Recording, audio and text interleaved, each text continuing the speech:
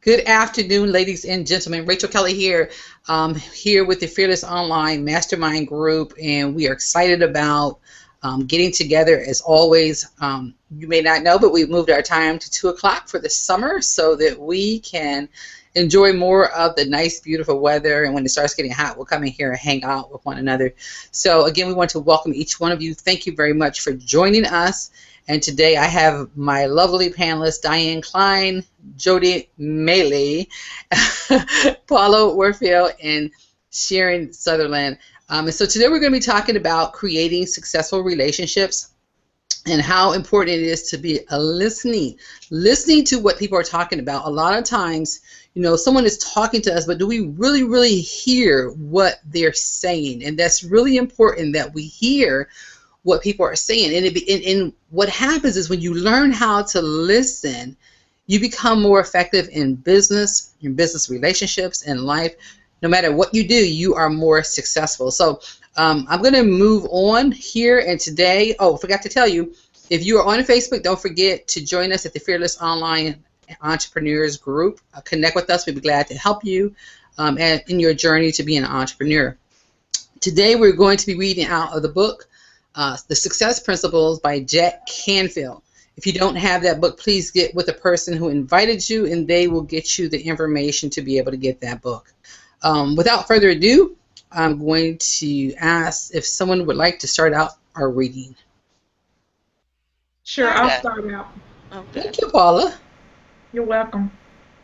Okay, we are on chapter 48, and it's called Be Here Now.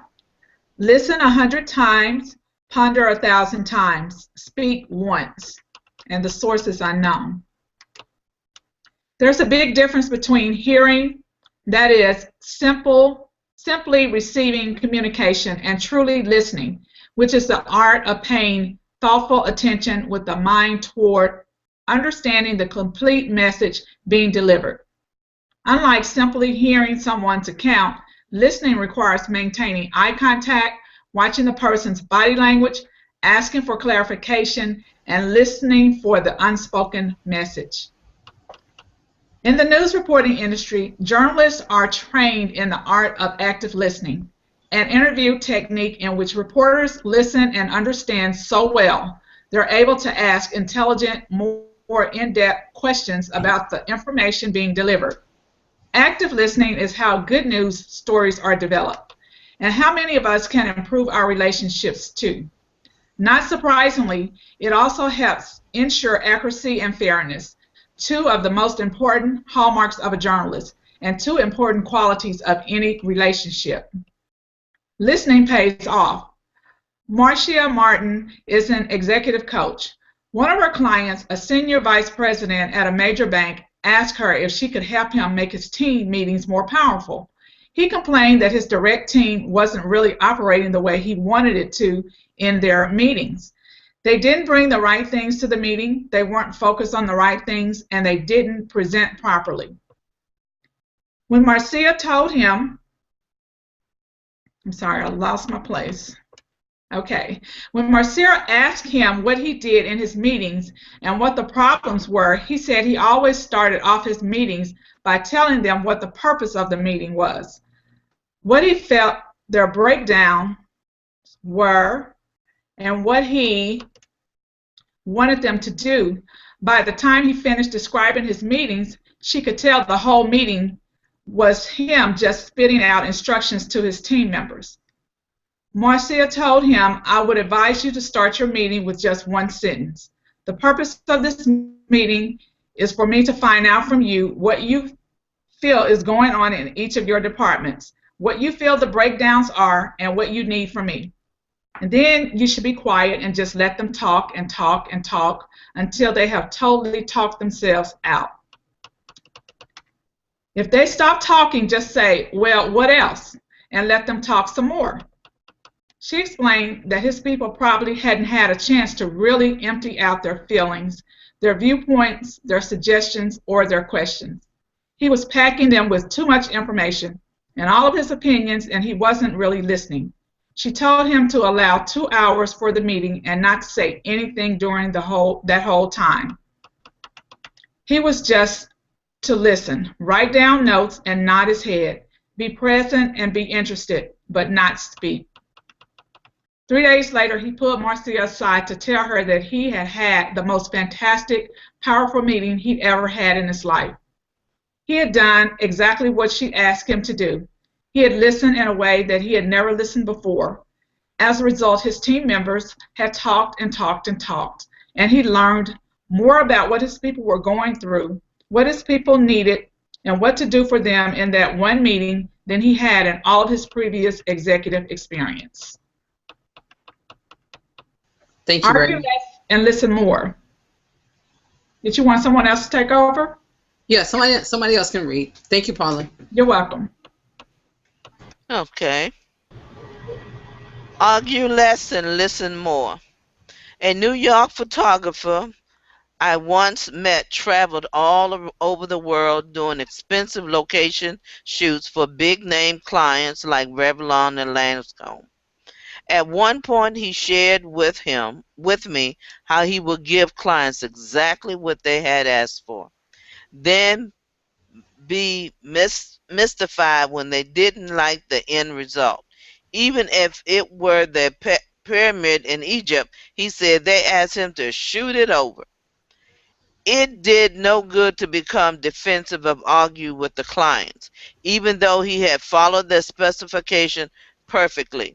Instead, he eventually learned, after losing several lucrative accounts, that all he had to do was say, "So let me see if I've got this right. You want more of this and less of that, correct? Okay. I'll go reshoot and bring it back so you can see if you like it."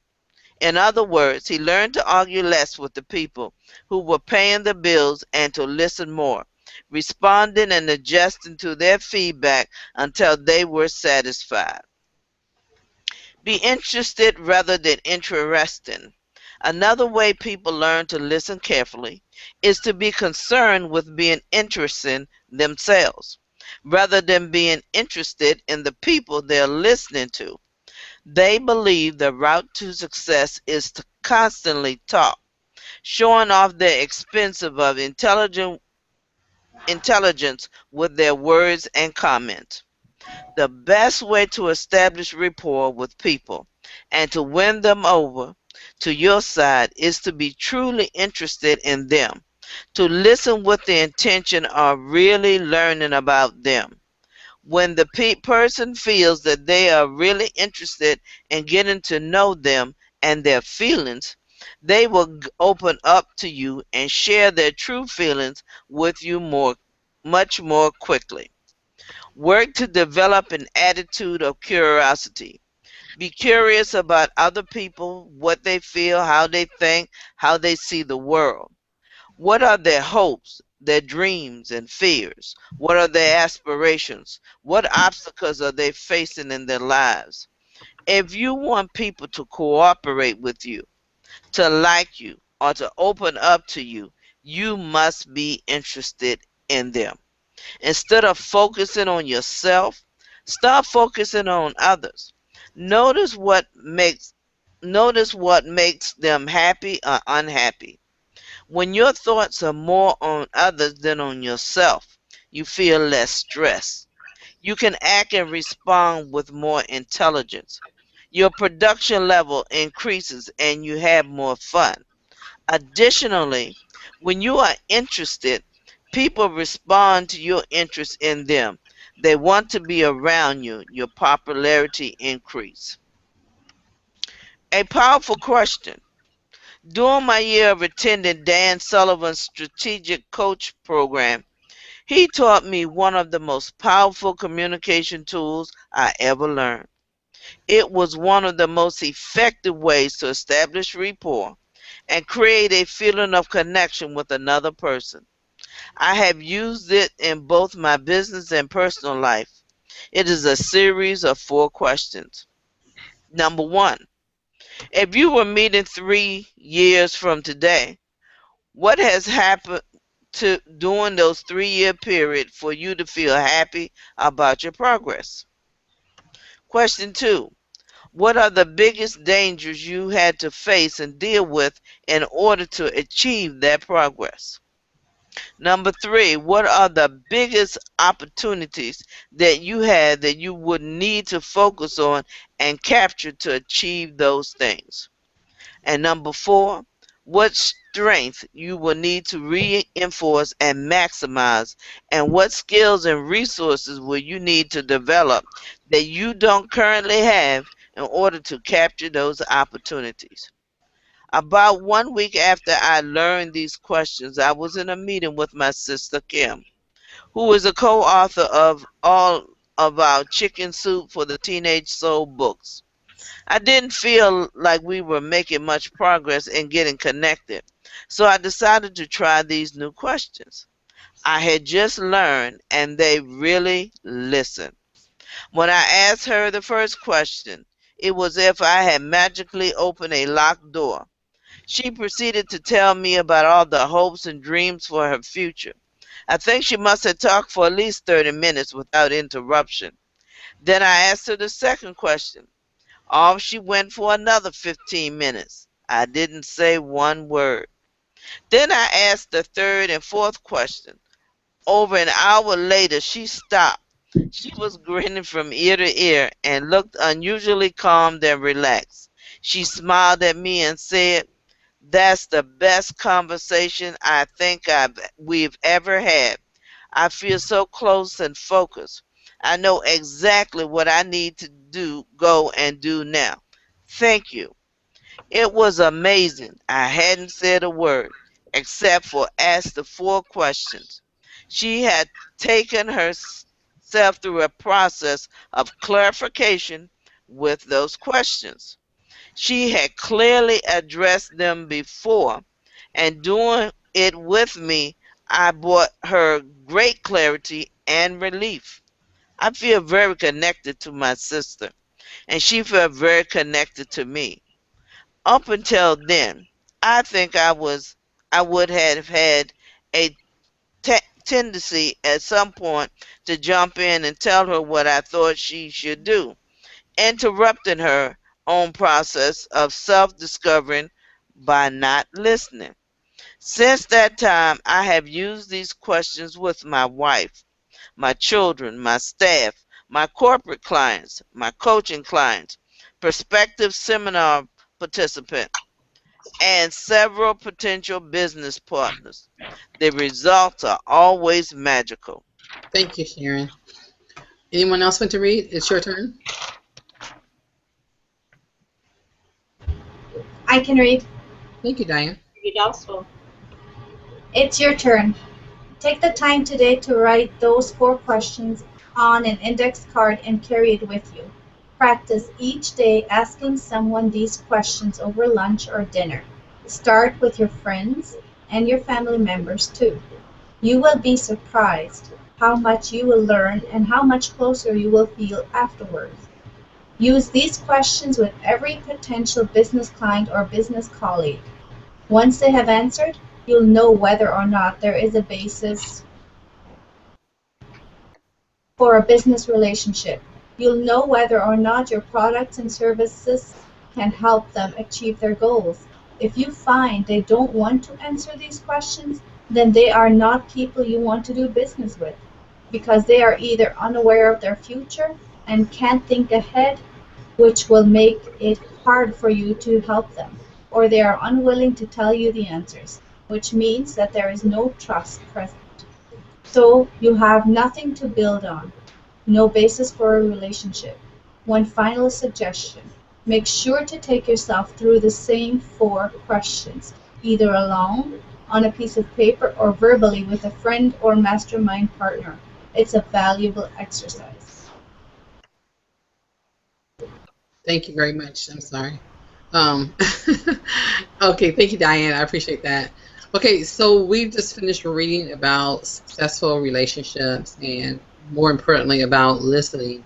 And it looked like I wasn't listening, but I was just thinking, okay, do I need to go to the next chapter or not? So we're going to stop here with the reading, and we're going to have our mastermind session.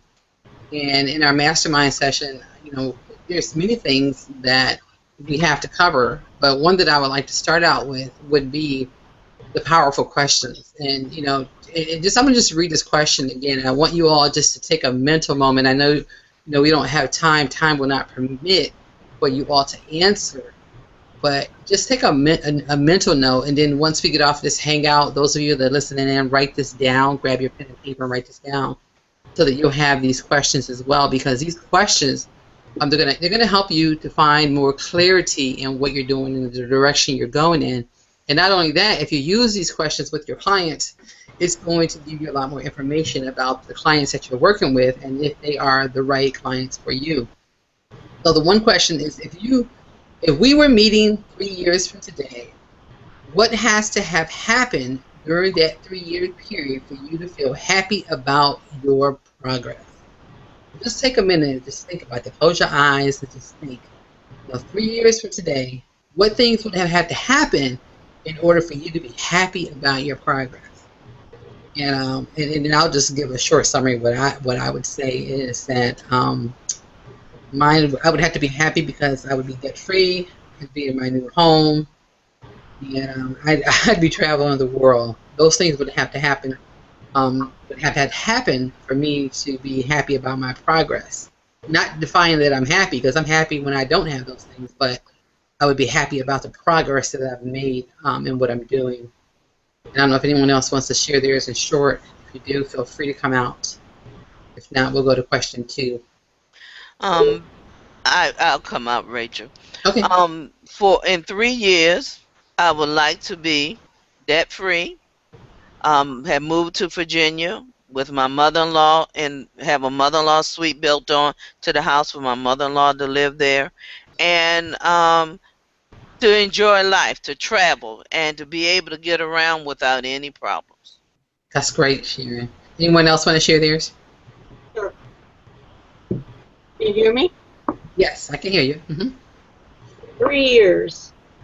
I would love to have my husband retired from the Postal Service because it's killing him, number one, and be debt free, and be able to buy a condo in Daytona Beach, Florida. Woohoo! That sounds like fun. I'd be on the beach all the time, right, Lynn? That's right. Anyone else want to share theirs? One Yes, more. I like to come out, Rachel. Okay, well. It seems like I'm the solo girl here on the panel, and so mine would be to have met the man of my dreams, and to be debt free, and that we are able to help our families and community, and to be able to travel the world. Wow, that's awesome. That's I like awesome. that. It's on its way, all of them, Paula. Oh yeah, I receive it. You're on your way. Okay, let's go ahead and move to question 2. And those that have not answered, we'll give you the opportunity to answer this one. What are the biggest dangers you'll have to face and deal with in order to achieve that progress? So what are the biggest dangers you'll have to face and deal with in order to achieve that progress? So those that are listening in, I just want you to think about what are some of the things you're going to have to deal with, in order to get that progress. What is that? One of my panelists want to come out and answer that have not spoken on or answered the question yet? Well, while I'm waiting for you, I'll share mine. What'd you say? Go ahead, Rachel. I'll do it after you. Oh, no, go ahead, Diane. I didn't know you were coming. I think for me, my dreams are kind of the same as you guys were sharing, but some of the obstacles that we'll be going through in the progress is our kids are growing as we grow, so the kind of schools we'll want to go to, what part of the city we want to live in, and I don't know if there's going to be much dangers. I can't quite understand where the dangers will come from, but from what we're doing and working from home, there's going to be a lot of friends and family like questioning us and saying, as they do already, so that might be a danger point. Yeah, that's a good one, Diane. And and that is big too, because family won't always accept you when they see you growing like that. So, the danger could be, losing family relationships because of your success, because people do have a tendency to get jealous when you're succeeding. Something that Paula had mentioned too was one of my desires is really community service. greater than anything I've ever done I've ever thought, but it's dealing more with the poverty income levels. And so probably some of the dangers for me would be going into areas that would be most uncomfortable to some people. So that probably would be one of the other things, because I still want that wellness center. It's in me. So which means that I'm going to have to be positioned in places that may be a little uncomfortable, and then I may have to go through a little bit more challenges. But with my money that I'm making, I want to worry about being funded prayerfully, because that's been a big thing for me, is where will I find the money to fund this program. And because right now I'm looking at volunteering for a community center here in our community, and it's across the board. Everyone is they can't. No one's wanting to fund them the money, so it makes the program very difficult to go forth. So I think that would probably be a danger for mine. Let's go to the next one. And Jody, I don't know if Jody's here or not, but we can give this one to Jody. What are the biggest opportunities that you have that you would need to focus on and capture to achieve those things? I'll ask that again, and those that are listening in, what are the biggest opportunities that you would need to focus on and capture to achieve those things? Jody, you there? Yeah, I am. Okay. Sorry. I think one of the biggest opportunity that I have right now is being able to use my voice and to speak to women who are stuck in their business.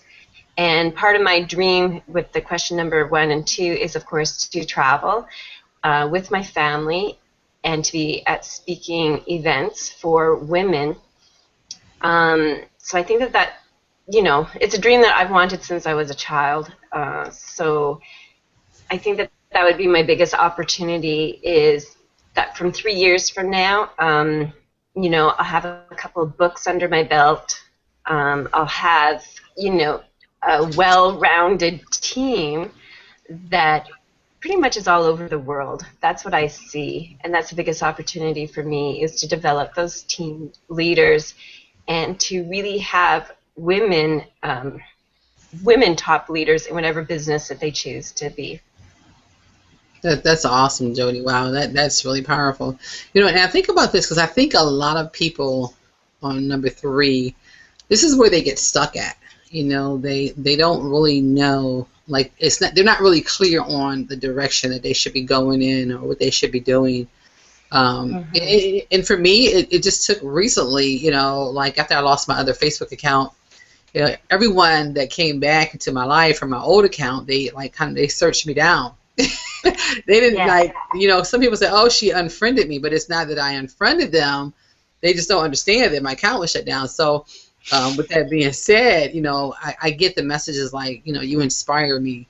I log into Facebook just to read your post. I get those kind of messages all the time. And so it just kind of hit me one day. I'm like, you are an inspired. That's what you do. You encourage people to take the next step. You inspire people in the midst of their obstacles.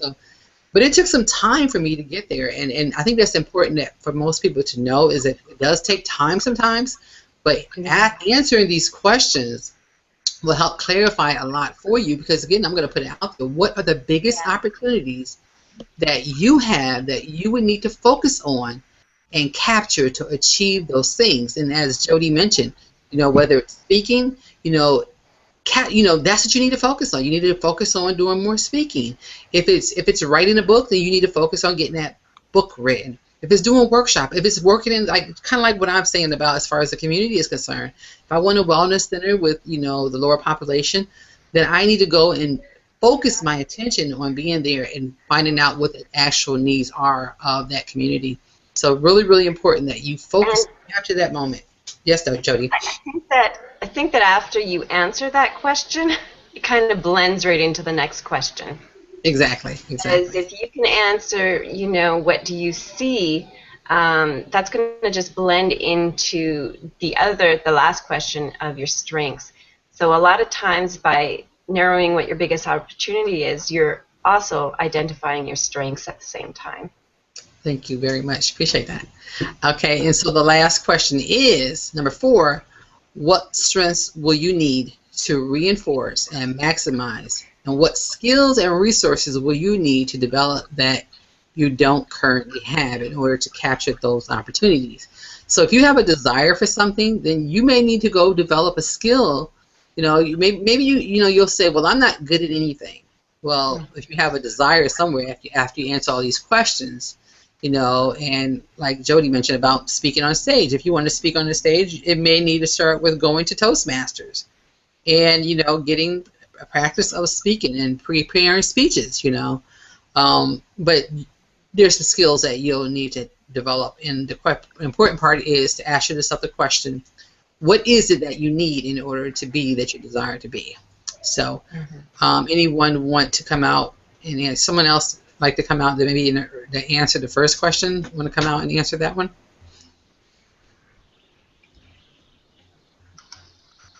Sharon, or let's see, who else I haven't heard from? Maybe Lynn. What strengths will you need to reinforce and maximize at what skills and resources you will need to develop you don't currently have in order to capture those opportunities?